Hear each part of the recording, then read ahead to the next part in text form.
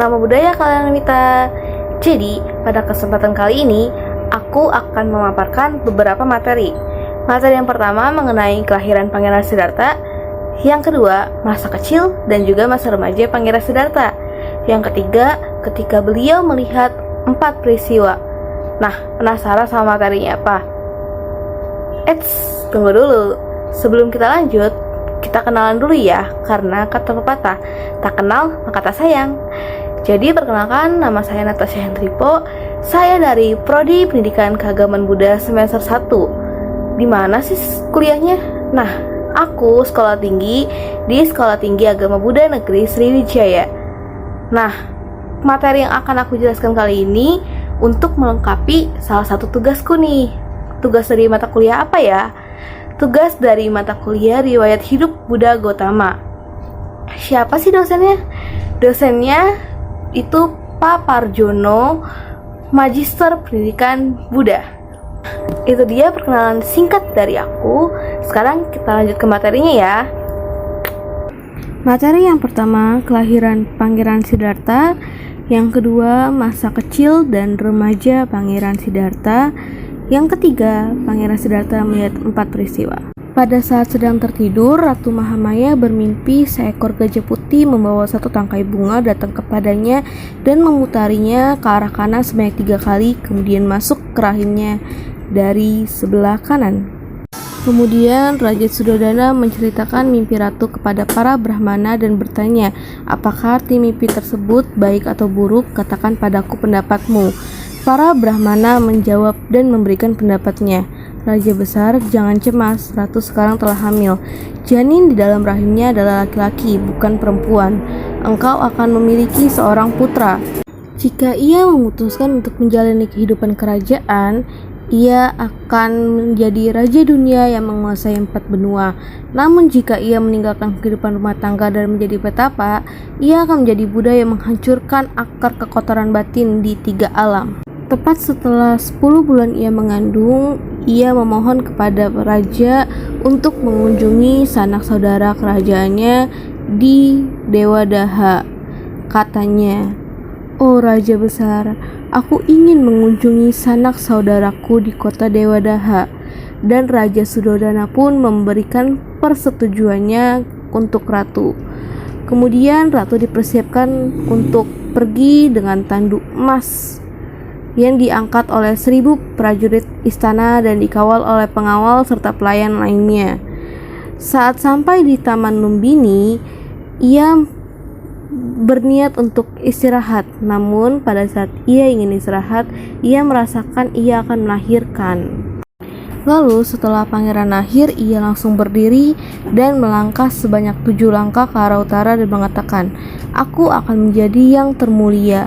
Inilah kelahiranku yang terakhir, dan tidak ada lagi kelahiran bagiku." Setelah pangeran lahir, Raja Suddhodana memanggil petapa Sita untuk diramalkan. Ramalannya adalah jika ia akan menjadi pemimpin duniawi, ia akan menjadi raja dan bijaksana. Di sisi lain, jika ia memimpin kehidupan spiritual, ia akan menjadi guru agung. Petapa Sita senang karena bisa meramal Pangeran Siddhartha, namun ia juga sedih karena hidupnya sudah tak lama lagi untuk mempelajari ajaran beliau kelak. Pada hari kelima setelah Pangeran Siddhartha lahir, Raja Suddhodana mengundang para Brahmana untuk menghadiri upacara ramalan. Terdapat 108 Brahmana, namun hanya 8 saja yang ahli dalam Weda untuk meramal pangeran. Di antara 8 ada 7 Brahmana yang meramal 2 kemungkinan, yaitu jika pangeran memilih menjadi raja, ia akan menjadi raja yang bijaksana yang akan menguasai 4 benua. Namun jika ia meninggalkan keduniawinya, ia akan menjadi guru semua makhluk, guru luar biasa. Namun hanya ada 1 orang yang meramal 1 kemungkinan saja, yakni Anya Kondanya. Ia meramalkan bahwa Pangeran Siddhartha kelak akan meninggalkan kehidupan duniawi dan menjadi petapa, dan pasti akan menjadi Buddha karena pangeran akan melihat 4 pesan surgawi, yaitu orang tua, orang sakit, orang meninggal, dan seorang petapa. Kemudian setelah 7 hari kelahiran Pangeran Siddhartha, Ratu Mahamaya meninggal dunia dan Raja Suddhodana mengangkat Mahapajapati Gotami sebagai permaisuri dan menjadi ibu asuh dari Bodhisatta. Pada saat perayaan membajak, raja meminta untuk seluruh pelayan menghias istana karena Pangeran Siddhartha tahu perayaan ini hanya dirayakan setahun sekali, maka ia mengizinkan para pelayannya untuk mengikuti perayaan tersebut dan ia duduk berdiam diri di bawah pohon jambu. Dan pada saat ini, pangeran mencapai anapanajana pertama. Saat pangeran tumbuh remaja, ia dikirim untuk belajar berbagai seni kepada guru Wiswamitra. Namun dalam waktu singkat, ia sudah memiliki 18 kecakapan seni, di mana dikatakan oleh guru bahwa tidak ada lagi yang dapat diajarkan kepadanya, karena beliau sudah mampu segalanya. Pada saat pangeran berusia 16 tahun, raja menyuruh pelayan kerajaan untuk membuat istana untuk 3 musim. Yang pertama musim dingin, yang kedua musim panas, dan yang ketiga musim hujan. Karena umur beliau sudah cukup untuk menikah, Raja Suddhodana kemudian berkonsultasi dengan para menteri untuk menikahkan anaknya dengan Putri Bimba atau Yasodhara. Dan dari pernikahan mereka lahirlah seorang anak bernama Rahula.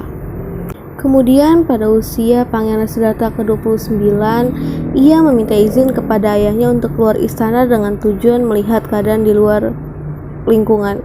Karena pangeran bersikeras memohon izin untuk keluar istana, maka raja menyuruh putranya untuk keluar istana dan menyuruh pelayan untuk menyiapkan kereta. Peristiwa pertama pada saat sedang berjalan-jalan, pangeran melihat orang yang kulit keriput dan jalannya tertatih. Kemudian beliau menyuruh Channa untuk menghentikan keretanya dan bertanya mengenai orang itu. Lalu Channa menjawab, "Tuanku, itu adalah orang yang sudah tua. Setiap orang yang hidup setelah lama akan sampai pada tahap ini."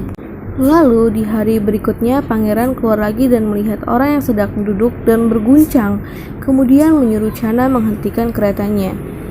Bertanya kepada Channa mengenai orang itu dan Channa pun menjawab, orang itu sedang sakit. Tuanku, kesakitan adalah hal biasa untuk setiap orang dan semua orang pasti akan mengalami sakit. Kemudian ketika kereta jalan kembali, pangeran turun dari kereta dan berlari menuju sekelompok orang tersebut. Lalu Channa meminta pangeran untuk kembali ke kereta dan bertanya, "Apakah seseorang ada di dalam kain itu?" kata pangeran. Lalu Channa menjawab, "Tuanku, itu adalah orang yang meninggal." "Apakah benar setiap orang akan mati?" "Iya Tuan, pasti tidak ada seorang pun dapat menghindari kematian meskipun seorang pangeran." Lalu di hari berikutnya pangeran melihat seseorang di bawah pohon sedang duduk. Ia menyuruh Channa untuk menghentikan keretanya dan bertanya pada Channa, "Siapa orang tersebut?" Lalu Channa menjawab bahwa orang itu adalah seorang petapa. Pangeran dalam hatinya pun berkata, "Aku lihat ia tenang, terkendali, dan sikapnya terhormat." Gimana teman-teman? Udah tahu kan sekarang? Oke, jadi sekian materi yang saya sampaikan pada kesempatan kali ini. Apabila ada kesalahan dalam penyebutan maupun penulisan kata, saya Natasha Hendripo meminta maaf yang sebesar-besarnya. Ke toko bangunan beli paku, pulangnya makan pepaya. Yuk belajar bareng aku dengan bergabung di Staben Sriwijaya. Terima kasih. Skihotu, Namo Buddhaya. Mari